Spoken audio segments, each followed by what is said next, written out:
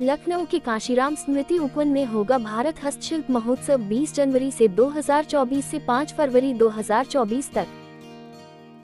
नए साल में भारत हस्तशिल्प महोत्सव फिर से आने वाला है, क्या कुछ पूरी जानकारी है उसके बारे में बताइए। भारत हस्तशिल्प महोत्सव ये तीसरा महोत्सव होगा। लखनऊ में तीसरी बार ये कराया जा रहा है, लगातार 2 सालों से हो रहा है। अब 2024 में यह कार्यक्रम 20 जनवरी से प्रारंभ होगा और 5 फरवरी तक चलेगा। वही पुराना स्थान काशीराम सांस्कृतिक कार्यक्रम स्थल आसियाना लखनऊ में यह कार्यक्रम लगाया जाएगा। जैसा आप सबको पता है कि पूरा विश्व उस समय तक राममय हो चुका होगा, तो पूरा महोत्सव, मेरा प्रयास है कि लखनऊ में ये पूरा महोत्सव क्या पूरा लखनऊ राममय हो, और उसके लिए जितना प्रयास हो सकता है आप लोगों के सहयोग से मैं करूँगा। बाकी चीज़ें इस भारत महोत्सव में उसी समय आपको 28 राज्यों की हस्तशिल्प, लोक कला, लोक संस्कृति सब कुछ देखने को मिलेगा। प्रयास मेरा इस साल ये है कि 28 राज्य न सही तो कम से कम 12-15 राज्यों के बच्चों को मैं यहाँ पर ले आऊँ, जो प्रतियोगिता के माध्यम से उनको मंच दे सकूँ और उनकी अंदर जो छिपी हुई प्रतिभा को उसको इस मंच के माध्यम से उजागर किया जाए। साथ ही आप जानते हैं कि उत्तर प्रदेश में ये महोत्सव हो रहा है और उत्तर प्रदेश देश का सबसे बड़ा प्रदेश है और सबसे जागृत प्रदेश है। इस समय हमारी सरकार, उत्तर प्रदेश सरकार जो कार्यक्रम चला रही है, जो योजनाएं चला रही है, जन जन तक पहुंच रही है, उसी का सहयोग में ये कार्यक्रम चलाया जाएगा कि जो भी उनकी योजनाएं चल रही वो जन जन तक पहुंचे।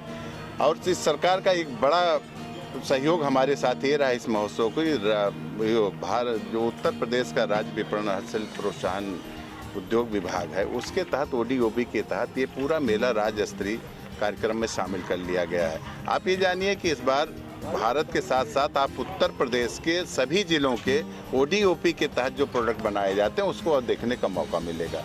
बच्चों के लिए झूले हैं, स्वस्थ मनोरंजन है, साथ ही तमाम स्टेट के खाने पीने की चीज़ें यहाँ पर आपको देखने को मिलेगी। प्रतिभाओं को भी आप मंच देते हैं, निःशुल्क मंच देते हैं, तो उसके बारे में क्या सांस्कृतिक कार्यक्रम रहेंगे? सांस्कृतिक कार्यक्रम तो आप समझिए, मैंने बताया कम से कम 15 स्टेट का सांस्कृतिक कार्यक्रम यहाँ पर आपको देखने को मिलेगा। जैसे उत्तर प्रदेश का भोजपुरी, अवधी, ब्रज, ये 4 कार्यक्रम तो आप यहाँ भी देखेंगे। उत्तर प्रदेश महोत्सव चल भी रहा है, यहाँ पे देखते हैं, लेकिन उस मंच पर भी देखने को मिलेगा।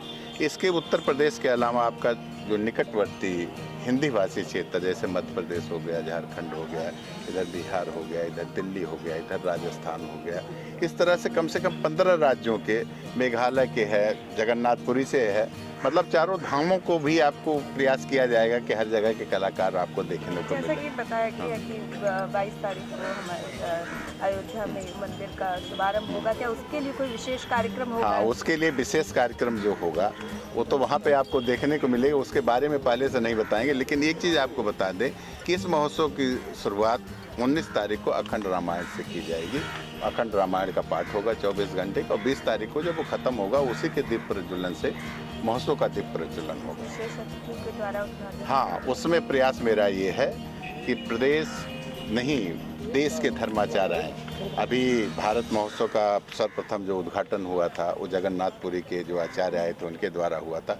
इस बार हमारा प्रयास है कि चारों धामों से कोई न कोई आचार्य आए, उस महोत्सव का उद्घाटन हो, क्योंकि उस समय पूरे देश का क्या पूरे विश्व के धर्माचार्य यहाँ पर होंगे आपके अयोध्या में, तो उनको यहाँ से महोत्सव में भी आने में आसानी होगी। बातचीत चल रही सबसे, अब देखिए कौन किसकी उपस्थिति हो पाती है, वो प्रयास कहाँ था। हाँ, ये पूरा महोत्सव उसी थीम पे आधारित है, पर्यावरण को लेके ही आधारित है। पर्यावरण पे ही प्रतिदिन कम से कम 2 से ढाई घंटे दिए जाते हैं, और दिए नहीं जाते।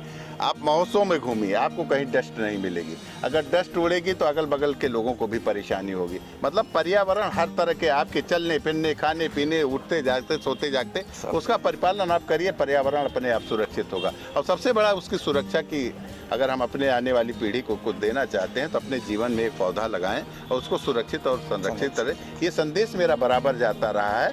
और आप समझिए कि 17-18 साल तो मुझे महोत्सव लगाते हो गया, लेकिन पर्यावरण पे काम करते कम से कम 22 साल हो गया। और उसका प्रयास ये रहा हमारा, लोगों तक पहुँचना, प्रदेश में पहुँचना। और आज लखनऊ के हर मंचों पर हमने पेड़ देना शुरू किया। संस्था के लोगों को निर्देश भी है, जो भी लोग जुड़े हुए हैं, कि किसी भी मंच पर जाएं तो माला फूल ग्रहण न करें बल्कि पेड़ दें। आज बहुत सारी संस्थाएं हम लोगों से प्रेरित होकर, बहुत जगह आप लोग भी जाते हो जहाँ पर पेड़ देना शुरू हो गया। तो उद्देश्य मेरा यही है कि ज़्यादा से ज़्यादा तक लोग इसको ग्रैप्स करें, सरकार की जो योजना है उसका पालन किया जाए। अभी एक कल परसों मैं पेपर में पढ़ रहा था कि हमारी सरकार एक दिन में जितनी आबादी उतना पौधा लगाने जा रही है, लेकिन आप लोगों से अपील ये है कि उस पौधे को सुरक्षित और संरक्षित रखने में हम आप पूरा सहयोग करें। सरकार अगर वो पौधे लग गए तो फिर आगामी 5 साल तक हमको पेड़ पौधे लगाने की ज़रूरत नहीं पड़ेगी।